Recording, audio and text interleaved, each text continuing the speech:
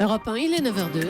L'interview découverte de Caroline Roux. Pas simple de faire des séries politiques à la télévision française. C'est pourtant le défi relevé haut la main par Baron Noir, la dernière série de Canal+.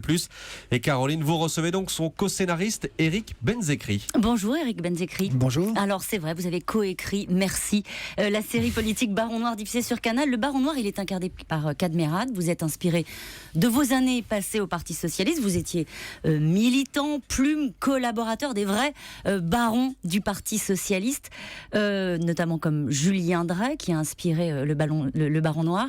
Est-ce qu'il l'aurait signé, votre personnage, Philippe Rietvert, la tribune de Martine Aubry? Ça dépend dans quel contexte. Soit il y a intérêt et il la signe, soit il n'y a pas intérêt, il la signe pas. Donc je peux pas vous dire là, parce que comme on n'est pas dans le cadre d'un épisode de Baron Noir, je sais pas où en est Philippe Rietvert et je peux pas vous dire. Non, mais vous voyez bien où je veux en venir. Il y a des similitudes dans ce personnage avec ce qui est en train de se passer dans la réalité au sein même du Parti Socialiste. Si on voit ce qui se passe avec la loi El Khomri, la mobilisation des jeunes, ça vous surprend de voir au fond que la réalité dépasse la fiction? Non, ça me surprend pas parce que on a travaillé précisément sur cet effet de miroir avec le réel, avec mon co-scénariste Jean-Baptiste Delafont, c'est-à-dire que on est sur les fondamentaux de la politique aujourd'hui et sur les fondamentaux de la structuration du Parti Socialiste. Donc, comme c'est les éléments qui structurent le réel qu'on met en avant dans la série, évidemment, il y a un effet de miroir qui peut être très troublant par moments, je reconnais. Qu'est-ce qu'ils vous ont dit, les vrais barons du Parti Socialiste? Ça leur a plu. Ils l'ont tous vu? Oui, la plupart. En fait, quelques-uns l'ont vu au début, et puis tout de suite, tout le monde s'est mis à regarder, parce qu'il y a un intérêt, en fait, à se voir. Ils se sont vus, ils se sont retrouvés. Par exemple, Julien Dray, on dit que c'est lui le Baron Noir. Il s'est retrouvé? Je ne sais pas si Julien Dray l'a vu, mais en tout cas, ce qui est certain, c'est qu'il y a un certain nombre de dirigeants du Parti Socialiste qui se sont reconnus, non pas eux-mêmes, mais qui ont reconnu leur parti.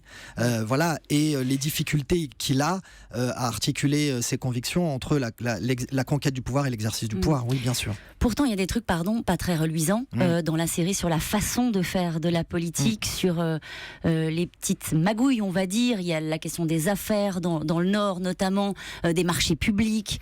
Ça leur a plu aussi au Baron Noir que vous racontiez tout ça de l'intérieur?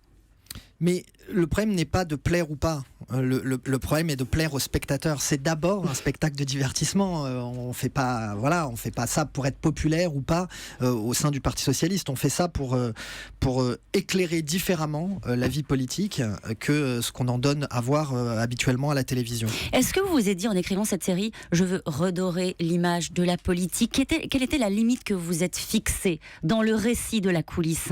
C'était de trouver un équilibre réel par rapport, si vous voulez, un équilibre entre le côté cynique que peut avoir la politique, comme dans House of Cards, et le côté idéaliste que peut aussi avoir et qu'a aussi la politique, comme dans The West Wing à la Maison Blanche. C'est cet équilibre-là qui est difficile à trouver. On a estimé l'avoir un petit peu, en tout cas, approché, et on est content parce qu'on n'a pas un résultat où on montre que tous les hommes politiques sont des pourris. C'est pas ça qu'on dit, c'est pas ça qu'on montre. Il y a les deux. Qu'est-ce qui est faux dans la série? Honnêtement, tout est faux, vraiment sans exception, et en même temps, tout pourrait arriver. Et c'est ça qui est troublant. Jusqu'où vous êtes allé dans le récit des personnages? Il y a certaines proximités que vous assumez. Le président, c'est Mitterrand. Oui, il y a beaucoup de François Mitterrand, mais c'est aussi l'interprétation de Niels Arestrup qui la rend aussi fidèle à l'ancien président, oui. Et Rietvert? C'est vraiment Julien Dray? Non, bien sûr que non. Pourquoi bien sûr que non? Parce que d'abord, je me serais pas permis. Parce que je ne vois pas pourquoi on ferait une fiction en particulier sur un homme politique sans l'assumer. Donc non, c'est pas Julien Dray.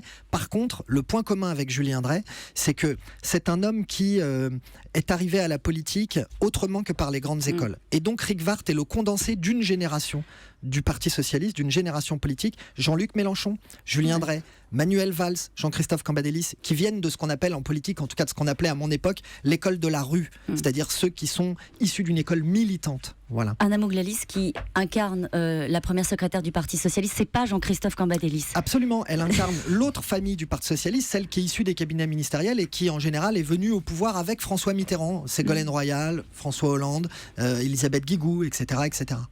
Éric Benzekri, vous êtes co-auteur de la série Baron Noir, je le rappelle. Pourquoi vous êtes passé de la réalité, de l'engagement militant? Vous étiez un vrai militant, vous aviez des convictions au Parti Socialiste que vous êtes toujours socialiste? Je suis toujours citoyen et donc je garde pour moi mes convictions, mais bien sûr que je suis un homme de gauche. Non seulement je le cache pas, mais c'est comme ça, c'est mes convictions. Mais pourquoi vous êtes passé de l'autre côté? Pourquoi vous les avez lâchés? Parce que dans la vie, on n'est pas que brun ou que blond ou que socialiste. Moi, j'avais un désir brûlant d'écrire. Voilà. Et donc, il fallait que je passe à l'écriture en dehors des discours de la vie politique. La saison 2, vous l'écrivez maintenant? On l'écrit, oui.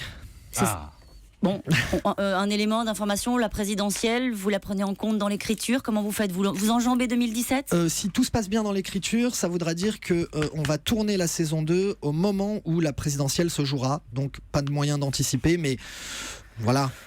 On se débrouille. Bon, ok, merci beaucoup d'avoir été mon invité ce matin. Merci à vous. Et merci à vous, Caroline Roux. À demain pour une autre interview découverte.